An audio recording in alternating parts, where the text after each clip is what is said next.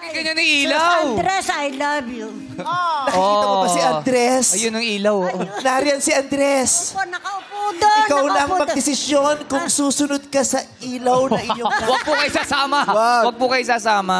Si Salamat Esther. po sa Diyos. Ano po? Ano po, nagpapasalamat. At unang ano ko sa Panginoon. At nakilala ko kayo at nakita ko kayo. Ay, bakit? Ano nangyari?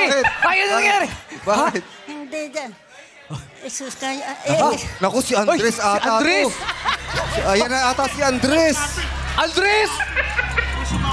Ba't kayo ibibig mo, Andres? Anong pangalan mo?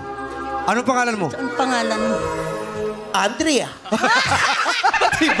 Kala ko naman Andres na. Kala ko si Ako Gumano anak ni Andres na pinadala niya para kausapan si Esther. Teka, Ay, Andrea, kausapin niyo. ikaw ba si Blight?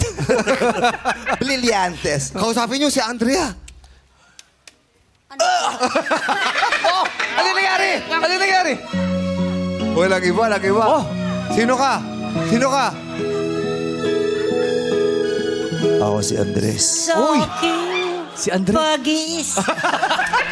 Gusto niya pa rin mag-isip. Kumanta ulit, di mo siya Si Esther ngayon'y baliw na. Hinahanap Habang buhay ay makapiling ka. Tunay ba yan? Fred, baka umasa yan, ha? Parang nai-inlove na sa'yo, eh.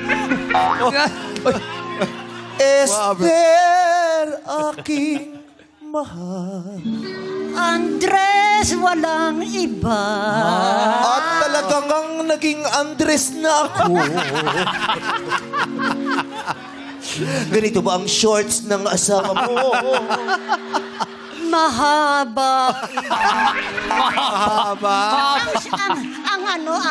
ang pansa. Pas. Mahaba ang pantalon ni Andres. Hindi ganyang ang ikli. Bakit ba? Bakit ba may Pagkakasabi sobrang niya ikli? parang may malit. Ang ikli. Pasensya ka na, Nanay Esther. Ganito ang pormahan ng mga makabagong binata ngayon. Okay ho naman, nababagay po sa iyo. Ayan. Nababagay naman pala Ganito sa- na ang kasuotan ng mga makabagong binata. Hindi ka magtatakay bukas makalawang. Ang Militar gar- ay ganito ng uniform. Ang garay, oh. Ano